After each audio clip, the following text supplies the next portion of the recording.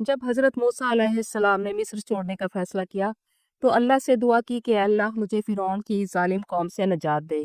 आपने मदियन की तरफ हिजरत शुरू की, जिसके लिए आपको पूरा सहराए सीना अबूर करना था।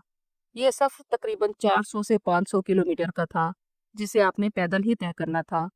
तफसीर इब्ने कसीर के मुताबिक हज़रत मूसा अलैहिस्सलाम की दादी का ताल्लुक कबीला मदियन से था और ये इलाका फ़िरौन की सल्तनत से बाहिर था और वहाँ हज़रत शुएब अलैहिस्सलाम की तालीमात की वजह से लोग एक अल्लाह की इबादत करते थे। इसलिए हज़रत मूसा अलैहिस्सलाम ने हिजरत के लिए मदियन का इंतखाब किया, जहाँ तौहीद की बुनियाद पर उन्हें इज्जत और तहफ़्फ़ुज़ मिल सके। और सबसे बड़ी वजह ये थी कि ये अल्लाह ताला की मर्जी और तकदीर थी। अल्लाह ने हज़रत मूसा अलैहिस्सलाम के लिए वही मकाम मुकर्रर कर रखा था जहां आपकी तरबियत होना थी। आपको नबूवत के लिए तैयार किया जाना था और आपकी शादी एक नबी की स्वालिह बेटी से होना थी और ये सब कुछ एक अजीम मंसूबे का हिस्सा था। ये तवील रास्ता रेगिज़ारों और पहाड़ी सिलसिलों से गुजरता था।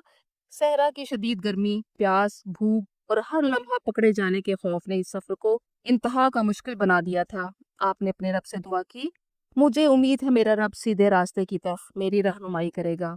थके हारे और गुबार आलूद मूसा अलैहिस्सलाम जब मदियन पहुंचे तो सबसे पहले आप मदियन के उस कुएं पर पहुंच गए जहां आपने देखा कि कुएं पर लोगों का हजूम था और वो अपने अपने जानवरों को पानी पिला रहे थे, जबकि दो औरतें उनसे अलग खड़ी होकर अपने प्यासे जानवरों को रोके खड़ी थी। हजरत मूसा अलैहिस्सलाम ने उनसे पूछा कि क्या मामला है, आप जानवरों को पानी की तरफ जाने से क्यों रोक रहे हैं? जिस पर उन्होंने कहा कि जब ये तमाम चरवाहे अपने अपने जानवरों को पानी पिलाकर चले जाते हैं तो इसके बाद हम अपने जानवरों को पानी पिलाएंगे, क्योंकि हमारे वालिद बहुत बूढ़े हैं, इसलिए हमें ही पानी पिलाने के लिए आना पड़ता है। हजरत मूसा अलैहिस्सलाम ने हलीमी और ताकत दोनों का मुजाहिरा किया और इस कुएं पर एक भारी पत्थर रखा था, उसे हटाकर इस कदर पानी निकाला कि दोनों के रेवड़ के लिए काफी हो गया। 3000 साल गुजरने के बावजूद ये कुआं उसी तरह महफूज हालत में मौजूद है। पानी पिलाकर वो लड़कियां अपनी बकरियों को लेकर चली गई और हजरत मूसा अलैहिस्सलाम एक दरख्त के साए में बैठ गए और आपने एक इंतहाई आजिज़ी की जबरदस्त दुआ मांगी। सूरत अल कसस की आयत नंबर 24 के मुताबिक आपने फरमाया, ऐ मेरे रब, जो भलाई तू मुझ पर अनायत करेगा मैं उसका मोहताज हूँ। अभी कुछ ही देर गुजरी थी कि इन दोनों में से एक लड़की शर्म हया से चलती हुई हजरत मूसा अलैहिस्सलाम के पास आई और कहा कि हमारे वालिद आपको बुला रहे हैं ताकि आपको उस मुशक्कत का अजर दे जो आपने हमारे जानवरों को पानी पिलाने में उठाई है। हजरत मूसा अलैहिस्सलाम जब उनके वालिद के पास आए और सारा किस्सा सुनाया तो उन्होंने कहा कि अब आप जालिमों से निजात हासिल कर चुके हैं, आपके दुश्मनों को यहाँ तक रसाई नहीं। बाज़ मुफस्सरीन के नज़दीक वो हजरत शुएब अलैहिस्सलाम थे, क्योंकि हजरत शुएब अलैहिस्सलाम के मदियन में नबी मबूस होने का जिक्र कुरान मजीद में भी मौजूद है, जबकि कुछ मुर्रखीन और मुफस्सरीन का ख्याल है कि वो हजरत शुएब अलैहिस्सलाम न थे, बल्कि हजरत शुएब अलैहिस्सलाम की कौम पर अजाब इलाही के बाद बच जाने वाले मोमिनीन की नस्ल के कोई नेक बुजुर्ग थे। और ये हैं वो मदीन के मगायर शुएब अलैहिस्सलाम, जहाँ आप और आपकी कौम रहा करती थी। 3000 साल गुजरने के बावजूद ये आसार अपनी असल शक्ल में मौजूद है। साइन बोर्ड पर लिखा है कि यहाँ उन आसारों में कुछ कब्रें भी मौजूद हैं जो हजरत शुएब अलैहिस्सलाम के बाद आने वाली कौमों ने अपने मुर्दों के लिए बनाई।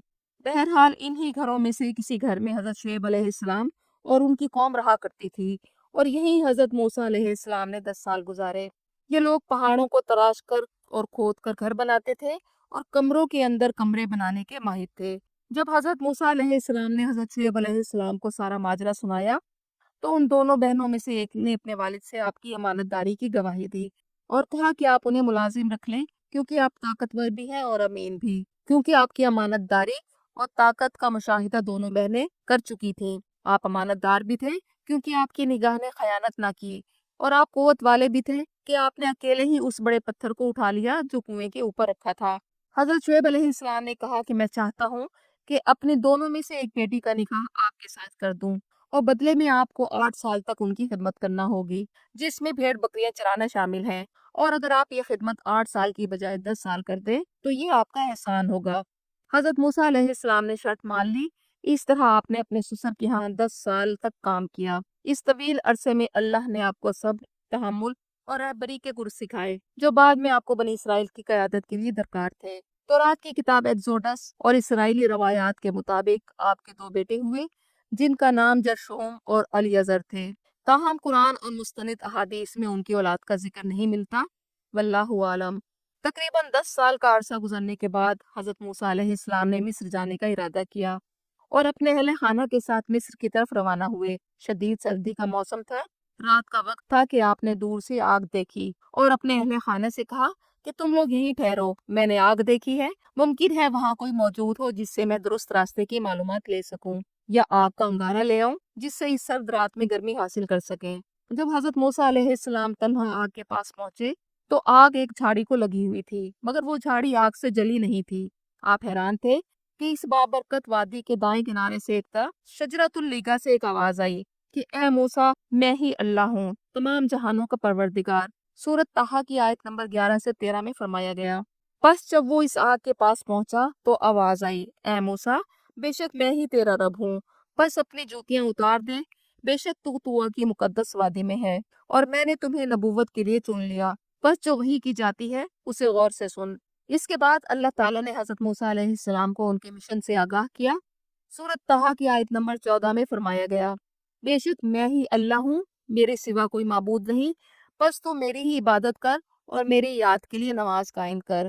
پھر اللہ نے انہیں 2 عظیم معجزات عطا فرمائے اور پوچھا، اے موسیٰ، تمہارے دائیں ہاتھ میں کیا ہے؟ موسیٰ نے عرض کیا، یہ میری لاٹھی ہے، میں اس پر ٹیک لگاتا ہوں اور اس سے اپنی بکریوں کے لیے پتے چھاڑتا ہوں، اور میرے لیے اس میں اور بھی بہت سے فائدے ہیں۔ اللہ نے فرمایا کہ اے موسیٰ، اسے ڈال دے۔ بس جب انہوں نے اسے ڈال دیا تو وہ ایک اژدہا بن گئی جو دوڑتی پھرتی تھی۔ اللہ نے فرمایا، اسے پکڑ لو اور ڈرو مت، ہم اسے اس کی پہلی حالت پر لوٹا دیں گے۔ دوسری نشانی کے بارے میں سورۃ طٰہٰ کی آیت نمبر 22 میں فرمایا، اور اپنا ہاتھ اپنے بغل میں ڈال کر نکال، وہ بے عیب سفید چمکتی ہوئی حالت میں نکلے گا۔ یہ دوسری نشانی ہے۔ اللہ نے فرمایا کہ فرعون اور اس کے سردار فاسق اور فاجر اور سرکش قوم بن چکے ہیں، لہٰذا ان نشانیوں کے ساتھ ان کے پاس جاؤ۔ حضرت موسیٰ علیہ السلام نے عرض کی کہ اے اللہ، میں نے اس قوم کے ایک شخص کو قتل کر دیا تھا، مجھے ڈر ہے وہ مجھے قتل نہ کر دیں، اور میرا بھائی ہارون ہے، وہ مجھ سے زیادہ فصیح اللسان ہے، اگر آپ اسے میرا مددگار بنا کر میرے ساتھ بھیج دیں تو وہ میری تائید کرے گا، کیونکہ مجھے ڈر ہے کہ وہ مجھے جھٹلا دیں گے۔ اللہ تعالیٰ نے حضرت موسیٰ علیہ السلام کی درخواست قبول کر لی اور حضرت ہارون علیہ السلام کو نبی مقرر فرما دیا جو آپ کے ساتھ آ ملے۔